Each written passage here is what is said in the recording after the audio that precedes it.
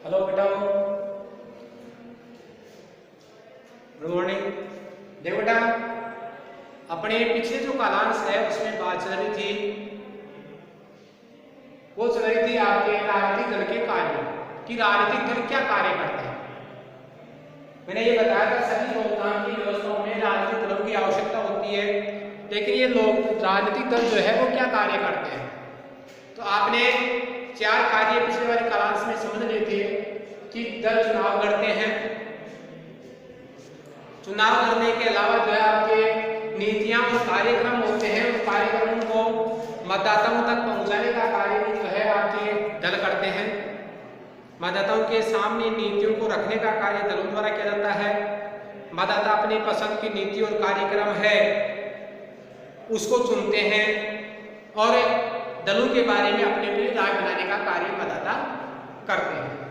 तीसरा कार्य मैंने बताया था कि देश का जो आपके कानून है, देश के लिए कानून निर्माण करना और देश के कार्यों में जो है आपके शासन व्यवस्था में निर्णायक भूमिका निभाने का कार्य भी जो है आपके राजनीतिक दल करते हैं।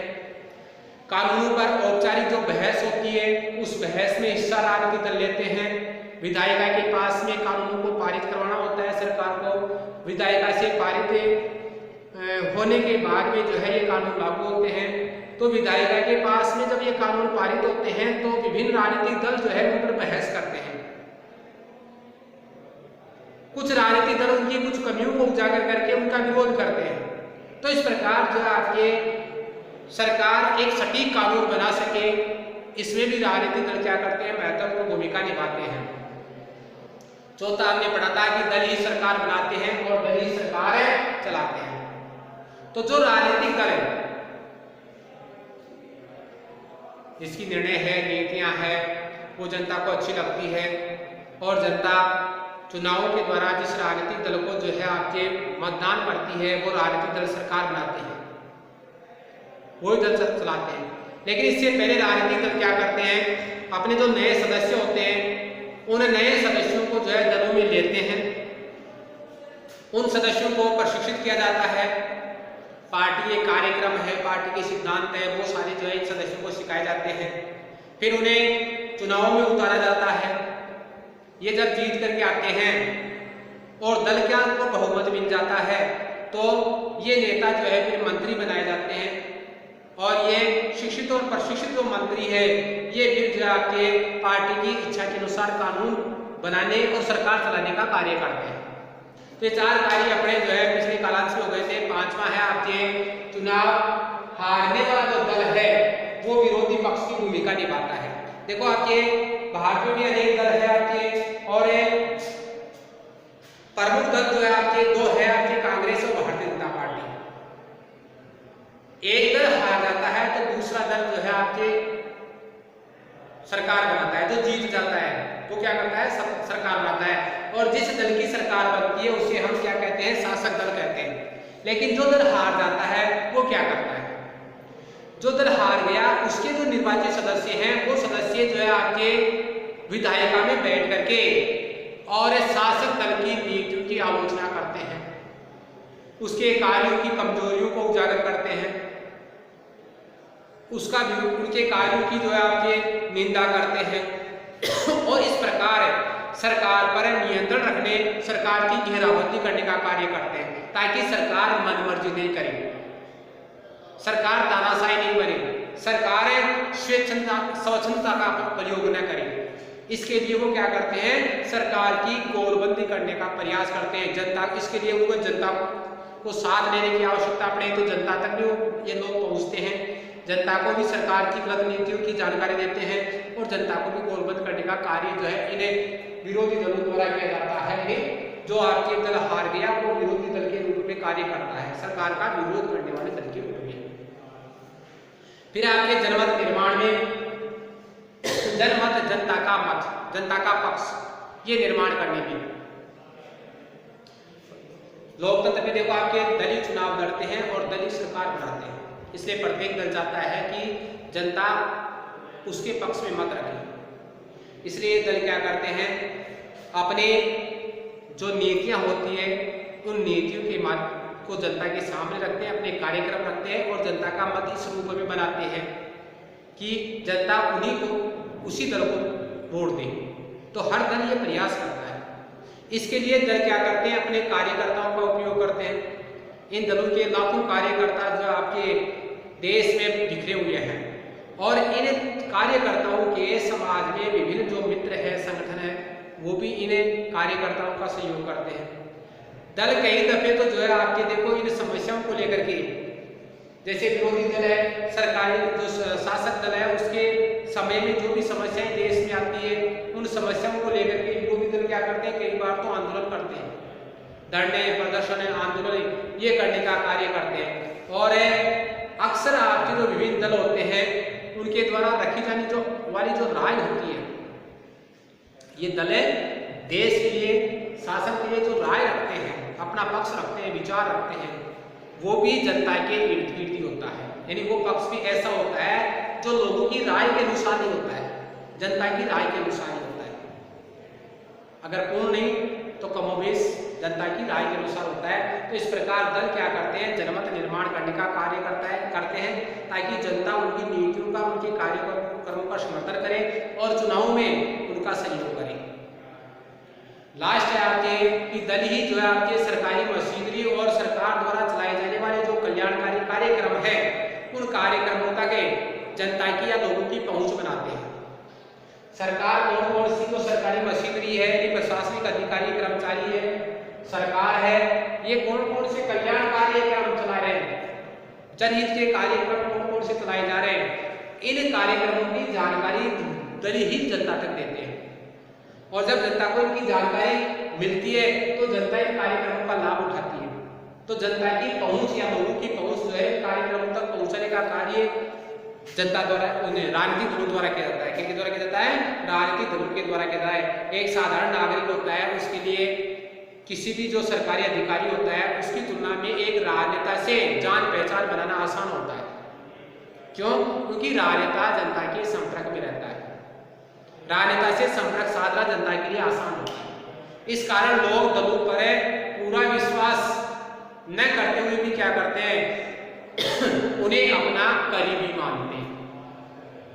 दलों पर विश्वास नहीं करते, लोग ये जानते हैं कि दल एक प्रकार किसी न किसी प्रकार से सत्ता प्राप्त करना चाहते हैं, ऐसा सब जानते हैं। लेकिन फिर भी ये कुछ जानते हुए भी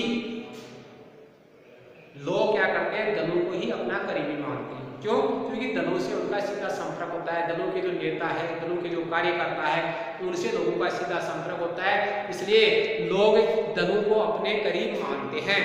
दल को ही हर हाल में लोगों की मांगों और जरूरतों पर ध्यान देना होता है। सरकारी कर्मचारी जो है आपके लोगों की मांग की ओर ध्यान दे या नहीं दे, लेकिन राजनीतिक दलों को क्या करना पड़ता है, जनता की या लोगों की जो जरूरतें होती है, जो मांगे होती है, उनकी ओर ध्यान देना पड़ता है। क्यों देना पड़ता है? क्योंकि दल जानते हैं कि उन्हें जनता के पास वोट प्राप्त करने के लिए जाना है। तो राजनीतिक दलों को चुनाव में वोट प्राप्त करने के लिए लोगों की जरूरत होती है, और लोगों को अपनी जो समस्याएं हैं उनको दूर करने के लिए राजनीतिक दलों की जरूरत होती है। तो एक दूसरे की जरूरत होने के कारण वो एक दूसरे के प्रति उत्तरदायी होते हैं, और राजनीतिक दल जनता के प्रति ज्यादा उत्तरदायी होते हैं, क्योंकि उन्हें चुनाव जीतना है। तो लोगों की जो मांगे होती है, जरूरतें होती है, उनकी ओर ज्यादा ध्यान कौन देते हैं? राजनीतिक दल देते हैं।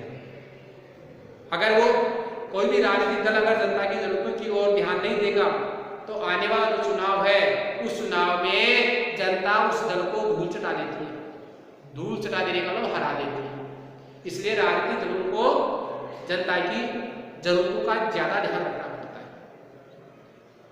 अब अगला जो पॉइंट है आपके, वो है आपके राजनीतिक दल की जरूरत, जो भी बताया मैंने। तो यहाँ पर देखो, मैं आपको थोड़ा सा चेंज कर देता हूँ, राजनीतिक दल की कार्य की जगह कर देता हूँ मैं राजनीतिक दल की जरूरत। आपका प्रकरण बदल गया कि राजनीतिक दल की जरूरत क्यों होती है, क्यों चाहिए राजनीतिक दल। तो देखो, अभी आपने पढ़ा था कि राजनीतिक दलों के कार्य पढ़ रहे थे कि राजनीतिक दल ये हम कार्य करते हैं, और राजनीतिक दलों के आपने ये कार्य पढ़े। तो अब बात आती है कि राजनीतिक दल की जरूरत क्यों होती है। तो देखो, लोकतांत्रिक व्यवस्था में राजनीतिक दल की जरूरत इन्हीं कार्यों को पूरा करने के लिए होती है। अगर राजनीतिक दल नहीं होगा तो ये सारे कार्य कौन करेगा, जो ये राजनीतिक दल द्वारा किए जाते हैं। तो दलों के काम की इस सूची से जो आपका ये सवाल है राजनीतिक दलों की जरूरत है उसका जवाब मिल जाता है। जो आपकी पुस्तक के इस खंड की में पूछा गया है सवाल, क्या पूछा गया है कि राजनीतिक दल की जरूरत क्यों है? ये आपके कार्य की सूची है। इस सूची को पूरा करने के लिए राजनीतिक दल की जरूरत होती है। दरअसल हमें राजनीतिक दलों की जरूरत है इन्हीं कामों के लिए होती है। कौन से कामों के लिए? जो आपकी सूची में दिए गए हैं। लेकिन फिर भी हमें इस सवाल को पूछने की जरूरत है। कौन से सवाल को? कि राजनीतिक दलों की जरूरत क्यों है? इस सवाल को पूछने की जरूरत फिर से है, क्योंकि राजनीतिक दल ये कार्य तो करते ही है, इसके अलावा उनकी कुछ और भी भूमिकाएं होती हैं।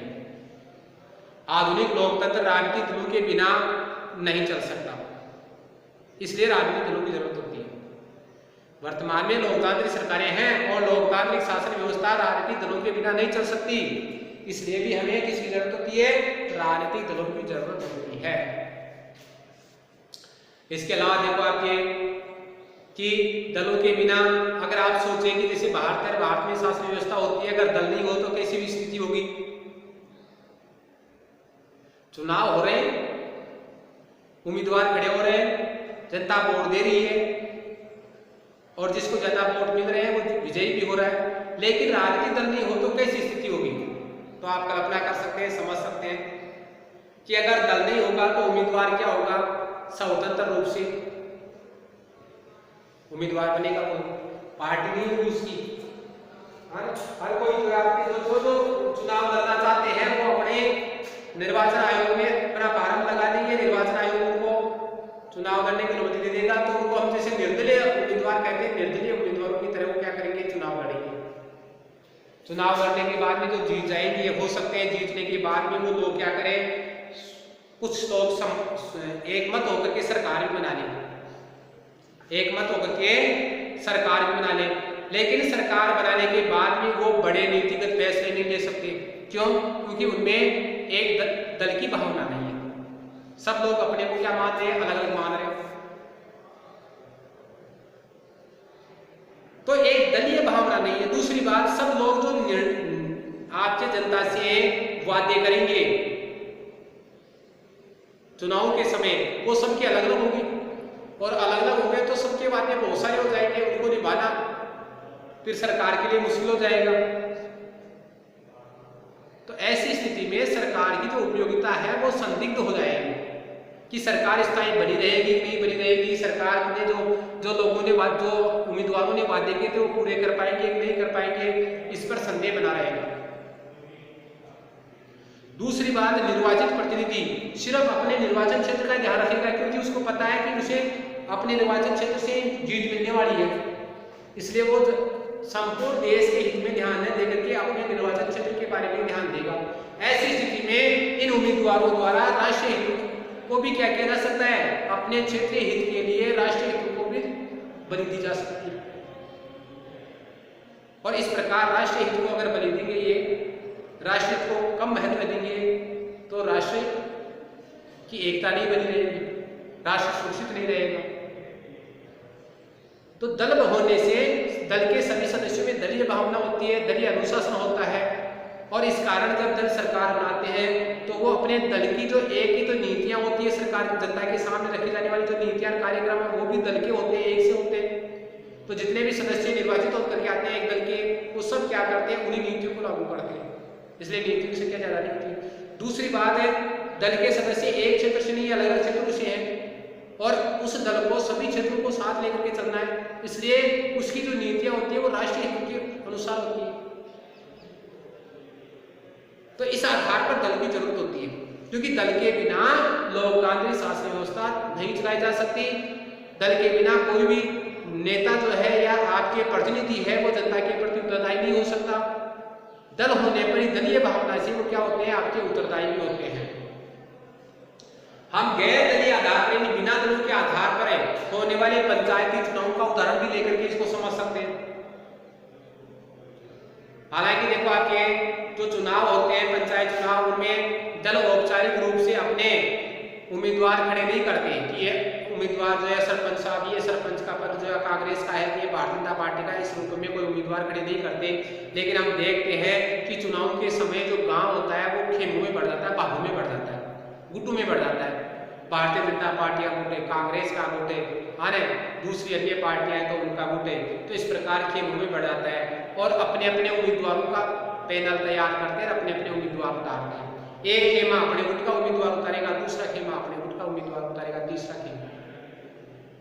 तो अगर राजनीतिक दल नहीं होंगे तो ठीक बस वैसे ही देश में स्थिति हो जाएगी कि देश अनेक खेमों में बढ़ जाएगा और इन खेमों में बढ़ करके वो अपने अपने उम्मीदवार उतारेंगे।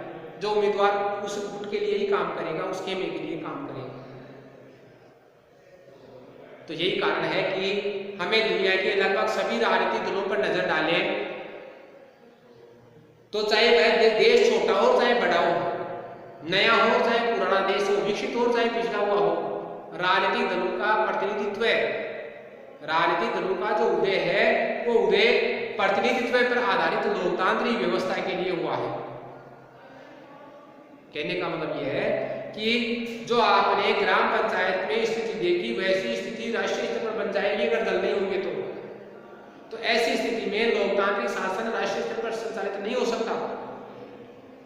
तो आज हम दुनिया के लोकतांत्रिक शासन वाले देशों पर नजर डालें तो वहां पर हम पाएंगे कि चाहे वो देश आपके प्राचीन समय से लोकतंत्र वाला हो, चाहे अभी अभी उसमें लोकतंत्र की स्थापना हुई हो, चाहे वो देश भारत के तरह विशाल देश हो, बड़ा देश हो, चाहे वो छोटा लोकतांत्रिक देश हो, चाहे वो देश अमीर अमेरिका की तरह हो, चाहे जो है आपके गरीब देश हो, किसी भी प्रकार का देश हो, लेकिन उन देशों में जो राजनीतिक दलों का उदय हुआ है वो प्रतिनिधित्व पर आधारित जो लोकतांत्रिक व्यवस्था है उसी के कारण हुआ है। अगर लोकतांत्रिक व्यवस्था नहीं होती तो शायद इन राजनीतिक दलों का उदय भी नहीं होता। हम ये भी पढ़ चुके हैं कि बड़े समाजों के लिए प्रतिनिधित्व आधारित लोकतंत्र की जरूरत होती है, क्योंकि छोटे समाज में तो समाज के लोग इकट्ठे होकर के क्या कर सकते हैं, प्रत्यक्ष रूप से निर्वाचित कर सकते हैं अपने प्रतिनिधि को, लेकिन बड़े समाज में प्रतिनिधियों का निर्वाचन प्रत्यक्ष रूप से नहीं किया जा सकता, क्योंकि एक विशाल जनसंख्या है वो प्रत्यक्ष रूप से इकट्ठी होकर के और फिर प्रतिनिधि का चुनाव नहीं कर सकती। इसलिए वहां पर जो है आपके जो अप्रत्यक्ष पद्धति है मतदान की पद्धति वो अपनाई जाती है। जब समाज बड़े होते हैं और जटिल होते हैं तो जो है आपके विभिन्न मुद्दे भी उन समाजों में पाए जाते हैं और इन अलग अलग विचारों को समेटने और सरकार की नजर में लाने के लिए किसी माध्यम की आवश्यकता होती है, चाहे माध्यम हो चाहे सरकार की तरह कोई एजेंसी हो जो क्या करे, इन विभिन्न मुद्दों को समेटे और इन मुद्दों को समेट करके और सरकार की नजर में लाए। और ये कार्य जो है आपकी किसके द्वारा करता है, जनता के जो विभिन्न समुदाय है, संगठन है, विभिन्न जो आपके समूह है, उनके जो जटिल मुद्दे हैं उन मुद्दों को समेटना और सरकार की नजर में लाने का कार्य राजनीतिक दलों द्वारा किया जाता है। विभिन्न जो जगह होती है वहां पर प्रतिनिधि आते हैं, प्रतिनिधियों के साथ जनता का संपर्क होता है, बातचीत होती है और इसी के आधार पर प्रतिनिधि क्या करते हैं, जिम्मेवार सरकार का गठन करने का प्रयास करते हैं ताकि वो जनता के प्रति अपने उत्तरदायित्व को पूरा कर सके। इन प्रतिनिधियों को सरकार पर अंकुश भी रखना पड़ता है, नीतियां बनवानी हो, नीतियों का समर्थन करना हो अथवा विरोध करने के जो उपकरण है उनकी भी जरूरत जो है इन प्रतिनिधियों को पड़ती है। प्रत्येक प्रतिनिधि सरकार की ऐसी सभी जरूरतों को जो है आपके पूरा अकेला नहीं कर सकता, इसलिए राजनीतिक दलों के रूप में वो क्या करता है, इन सारी जरूरतों को पूरा करता है। तो राजनीतिक दल जो है आपके जनता की जो आकांक्षाएं हैं, इच्छाएं हैं, विचार है उनको समेटने का कार्य करते हैं, इन इच्छाओं को, इन आकांक्षाओं को सरकार तक पहुंचाने का कार्य भी करते हैं, सरकार पर अंकुश रखने का कार्य भी करते हैं, सरकार की जो नीतियां हैं उन नीतियों का विरोध करने और उनका समर्थन करने का कार्य भी करते हैं। तो इनके लिए भी राजनीतिक दलों की जरूरत होती है ना। तो इस तरह हम देखते हैं कि राजनीतिक दल लोकतंत्र के लिए अनिवार्य है। अगर राजनीतिक दल नहीं होंगे तो ये जो सारे कार्य है सूची में मैंने बताया है वो सारे कार्य नहीं हो पाएंगे। तो राजनीतिक दलों की आवश्यकता राजनीतिक दलों द्वारा किए जाने वाले कार्यों के लिए होती है। अब बात अपने यहाँ पर आती है कि कितने राजनीतिक दल होने चाहिए, एक लोकतांत्रिक देश में कितने राजनीतिक दल होने चाहिए। भाई 10 होने चाहिए, 20 होने चाहिए, 1 होने चाहिए, 2 होने चाहिए, तो कितने राजनीतिक दल होने चाहिए। अगला अपना प्रश्न हो गया कितने राजनीतिक दल होने चाहिए।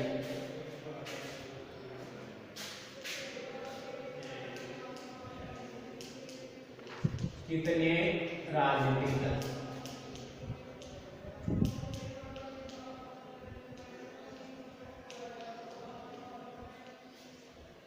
तो देखो आपके ये आपके राजनीतिक दल कितने हैं इनकी बात देखें तो अलग अलग देशों में अलग अलग जो राजनीतिक दलों की संख्या है वो अलग अलग है।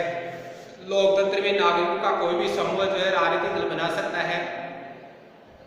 लोकतांत्रिक देशों में कोई भी समूह जनता का जो है क्या कर सकता है, राजनीतिक दल बना सकता है। इस औपचारिक अर्थ में सभी देशों में बहुत से क्या हो सकते हैं, राजनीतिक दल हो सकते हैं। किस अर्थ में कि लोकतंत्र में कोई भी जनता का कोई भी समूह क्या कर सकता है, दल बना सकता है। जैसे मैं चाहूँ तो मैं अपना दल बना सकता हूँ, दूसरा चाहे तो दूसरा अपना दल बना सकता है। इसका मतलब क्या हुआ कि एक लोकतांत्रिक देश में बहुत सारे दल हो सकते हैं। भारत की बात करें तो भारत में ही देखें तो चुनाव आयोग के पास में नाम पंजीकृत कराने वाले, नाम पंजीकृत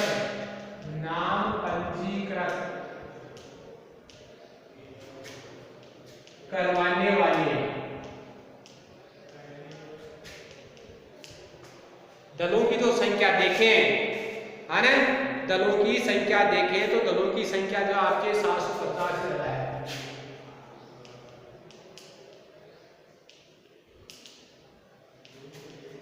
750 से ज्यादा है, यह अधिक है कम नहीं है। अब देखो कितने दल हो सकते हैं। इन्होंने नाम पंजीकृत करा रखा है अपने दल के रूप में मान्यता लेने के लिए, और सैकड़ों दल है अपने क्षेत्रीय और आपके राष्ट्रीय स्तर के।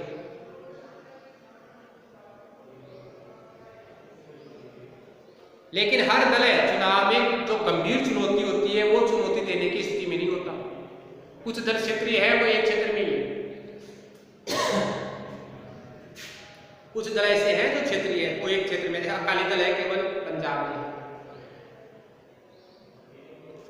तो कुछ दल ऐसे हैं जो केवल एक राज्य में ही है, उस राज्य में ही वो अपना प्रभाव चाहे लोकसभा की सीटों पर हो चाहे विधानसभा की सीटों पर उन पर अपना प्रभाव रखते हैं।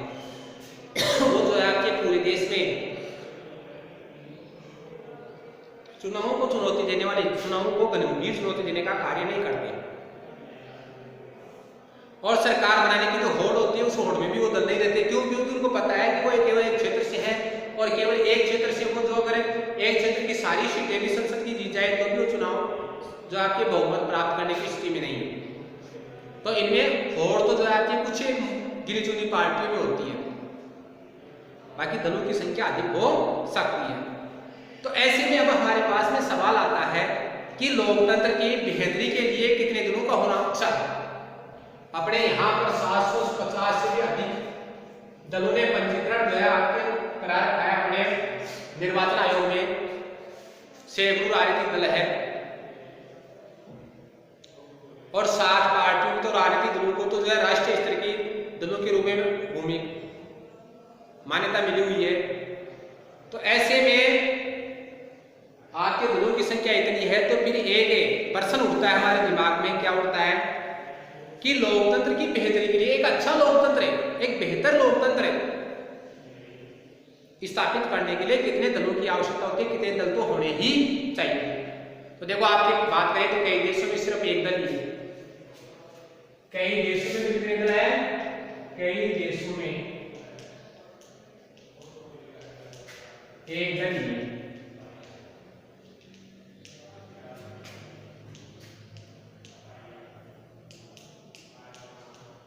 चीन के बारे में पढ़ा होगा आपने पीछे 9th क्लास में, पहला लेसन।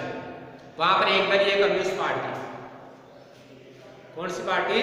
कम्युनिस्ट पार्टी जो है एक ही दल है, दूसरे दल वहां पर या तो बनते नहीं है ना बन भी जाते हैं तो उनको चुनाव लड़ने का अधिकार नहीं है, इसलिए उनका कोई महत्व नहीं है। एक ही दल सरकार बनाता है, कोई दल सरकार चलाता है, केवल एक ही दल को यहाँ पर सरकार बनाने और सरकार चलाने का अधिकार है। बाकी दूसरे दलों को नहीं है, कोई दूसरा दल नहीं बनता। इस कारण ऐसी शासन व्यवस्था को एक दलीय शासन व्यवस्था कहा जाता है। एक दल वाली शासन व्यवस्था को, जिसमें एक दल होता है, उसको क्या कहते हैं? एक दलीय शासन व्यवस्था।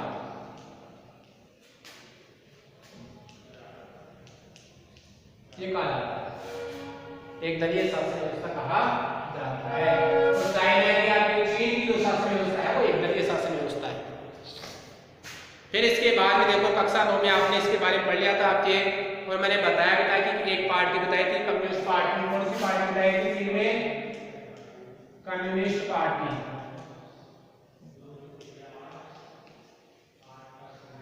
ये कम्युनिस्ट पार्टी जो आपकी क्या करती है? शासन का संचालन करती है, सरकार बनाती है। इसलिए चीन के शासन को एक दलीय शासन व्यवस्था के चलता है। हालांकि कानूनी जो रूप है उससे इस रूप में देखा जाए तो मैंने बता दिया यहाँ पर जो है लोगों को राजनीतिक दल बनाने की आजादी है। कहाँ पर? चीन में, कि वहां राजनीतिक दल बना सकते हैं। लेकिन चुनाव प्रणाली की बात करें तो स्वतंत्रतापूर्वक प्रतिद्वंदिता करने के लिए कोई राजनीतिक दलों की अनुमति नहीं है वहां पर, कि कोई भी दल जो है आपकी कम्युनिस्ट पार्टी से प्रतिद्वंदिता करे, ऐसी अनुमति चीन में नहीं है। इसका मतलब ये हुआ कि अगर लोग वहां के राजनीतिक दल बनाए तो उस दल को चुनाव करने की अनुमति नहीं है तो वो उसका कोई महत्व नहीं है, कोई लाभ नहीं है। इसलिए वहां पर नया दल नहीं बन पाता है। हमें एक दलीय व्यवस्था को अच्छा विकल्प नहीं मानते। क्यों नहीं मानते? क्योंकि जनता के सामने कोई विकल्प है ही नहीं। वास्तविक लोकतंत्र नहीं मान सकते, क्योंकि जनता के सामने विकल्प होना चाहिए। किसके लिए? अपने पार्टी को बदलने के लिए, अच्छी सरकार के लिए। तो लोकतंत्र में एक दलीय सरकार को अच्छा विकल्प नहीं माना जाता। किसी भी लोकतांत्रिक व्यवस्था में कम से कम 2 दल तो होने ही चाहिए, ताकि वो आपस में प्रतिस्पर्धा कर सके, उनमें प्रतिद्वंदिता हो। तो ये प्रतिद्वंदिता होनी चाहिए। साथ ही उन्हें सत्ता में आ सकने का अधिकार भी होना चाहिए, क्योंकि 2 दल होते हैं तो दोनों में से सरकार, जनता चाहे कि नंबर 1 वाला दल उनकी इच्छाओं को पूरा नहीं करा तो दूसरे दल को क्या कर सकती है? सरकार का अवसर दे सकती है। दूसरा दल अगर जनता की आकांक्षाओं को पूरा नहीं कर रहा है, आकांक्षाओं के अनुसार कार्य नहीं कर रहा है, तो पहले दल को, जनता को क्या कर सकती है? सरकार बनाने का अवसर दे सकती है। तो 2 दल तो होने ही चाहिए। कुछ देशों की बात करें तो कुछ देशों में सत्ता आमतौर पर 2 मुख्य दलों के बीच बदलती रहती है, जैसे अभी बताया। कुछ देशों में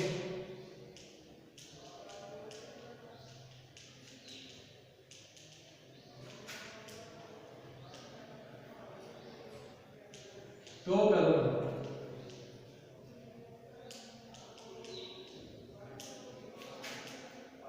दो दलों में क्या होती रहती है? आपके 2 दलों के बीच बदलती रहती है, बीच बदलती रहती है या चलती रहती है।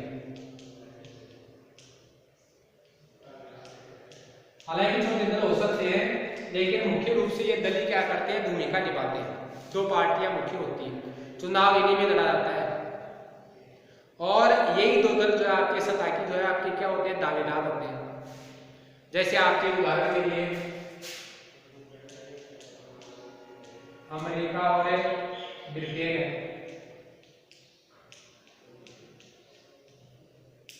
अमेरिका, ब्रिटेन ये जो देश है, यहाँ पर 2 मुख्य दल होते हैं, उनके बीच में सत्ता के लिए संघर्ष चलता है, और ये दलीय जो है आपके क्या करते हैं? सत्ता प्राप्त करते हैं। अन्य दल है वो जो है आपके मुख्य संघर्ष में नहीं रहते हैं, प्रतिद्वंदिता में नहीं रहते हैं।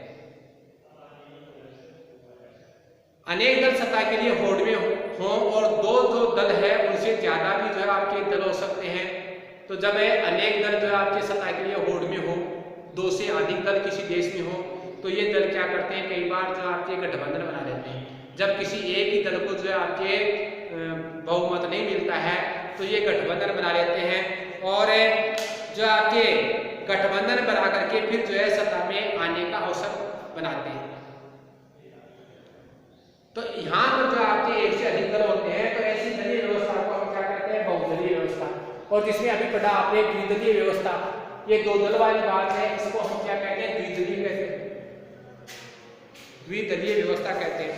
और जब 2 से अधिक दल होते हैं, जैसे भारत में 2 से अधिक दल है, और अभी देखिए भारतीय जनता पार्टी शासन में है, हालांकि भारतीय जनता पार्टी को स्पष्ट रूप से बहुमत मिला हुआ है, लेकिन इसने भी क्या कर रखा है, अन्य पार्टियों का गठबंधन बना रखा है, अन्य पार्टियों को जोड़ लिया पहले चुनाव से पहले। क्यों? क्योंकि भारतीय जनता पार्टी को लगा कि शायद उसकी अकेली पार्टी को ही इतना बहुमत नहीं मिलेगा, इसलिए उसने क्या कर लिया, दूसरे दलों को और मिला लिया अपने साथ में और मिला करके फिर चुनाव लड़ा साथ मिलकर के, ताकि बहुमत प्राप्त किया जा सके और सत्ता प्राप्त की जा सके। तो जब एक से अधिक दल मिलकर के और सरकार बनाते हैं तो इसे हम क्या कहते हैं, गठबंधन की सरकार कहते हैं। क्या कहते हैं बेटा? गठबंधन की सरकार कहते हैं। भारत में भी देखो आपके बहुदलीय व्यवस्था, ये जो मैंने बता दिया कि जब आपके सत्ता में आने के लिए एक ही दल को अवसर नहीं होता है, गठबंधन बना करके दल सत्ता में आते हैं, ऐसी व्यवस्था को हम बहुदलीय व्यवस्था कहते हैं, जहां पर एक से अधिक दल, दो से अधिक दल होते हैं। भारत में भी आपको बता दिया सैकड़ों दल है, तो इसका मतलब बहुदलीय व्यवस्था है। हाँ ना, इस व्यवस्था में कई दल क्या करते हैं, आपके गठबंधन बना करके भी सरकार बनते हैं। तो मैंने अभी बता दिया आपको, जब किसी बहुदलीय व्यवस्था में अनेक पार्टियां चुनाव लड़ने और सत्ता में आने के लिए आपस में हाथ मिला लेती है, हाँ ना, जब सुना चित्र, जब किसी बहुदलीय व्यवस्था में अनेक पार्टियां चुनाव लड़ने और सत्ता में आने के लिए आपस में हाथ मिला लेती है, तो इसे गठबंधन कहा जाता है।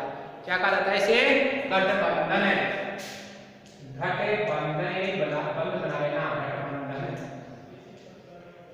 गठबंधन समूह और बंधन समूह बना लिया, एक से अधिक दलों ने गठबंधन बना लिया, समूह बना लिया। किस लिए? चुनाव लड़ने और सत्ता में प्राप्त करने के लिए आपस में मिलकर के हाथ मिला लिया। जो पार्टी एक दूसरे का विरोध करती थी वो हाथ मिला लेती है, एक दूसरे के साथ हो जाती है। जैसे अभी बताया बात मैंने आपकी, भारतीय जनता पार्टी में कई पार्टियां मिली हुई है और ये दल मिलकर के आपकी क्या कर रहे हैं, आपस में हाथ मिलाए हुए हैं और भारतीय जनता पार्टी का समर्थन कर रहे हैं ताकि उनके गठबंधन की सरकार बन जाए। तो ये भारतीय जनता पार्टी की भी सरकार बनी हुई है, नरेंद्र मोदी जी की जो सरकार है वो गठबंधन की सरकार है। भारत में 2004 की बात करें, भारत 2004 में 3 तरह के गठबंधन थे, 3 गठबंधन थे।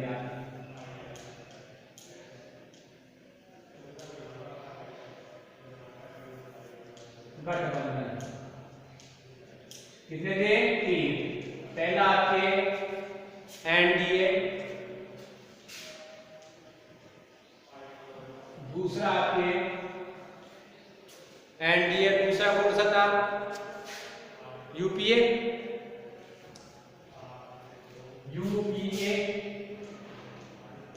और तीसरा वाम मोर्चा।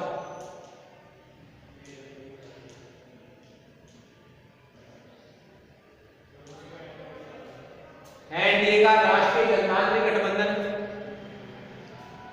राष्ट्रीय जनतांत्रिक गठबंधन जो आपके भारतीय जनता पार्टी के नेतृत्व में है।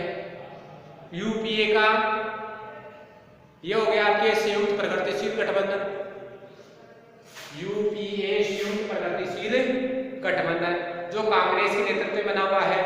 और जो दल है दोनों गठबंधनों में नहीं है, उन्होंने अलग एक गठबंधन बना रखा है, वो आपके वाम मोर्चा हो गया। और इन तीनों ही गठबंधनों में जो नहीं है वो अलग है। ऐसा नहीं है कि सारे दल 3 मोर्चों में बटे हुए, नहीं, कुछ दल ऐसे भी हैं जो स्वतंत्र है, वो किसी भी गठबंधन में नहीं है। तो वर्तमान की जो 2004 की बात है, तो 2004 में जो आपके 3 प्रमुख गठबंधन थे आपके भारतीय राजनीति में। अक्सर जो आपके बहुदलीय व्यवस्था है ये आपके घालमेल वाली लगती है। घालमेल वाली कैसे कि कौन सा दल है, कहाँ दल है, किस दल को वोट दे, कौन से दल में कौन से दल मिले हुए हैं पता ही नहीं चलता।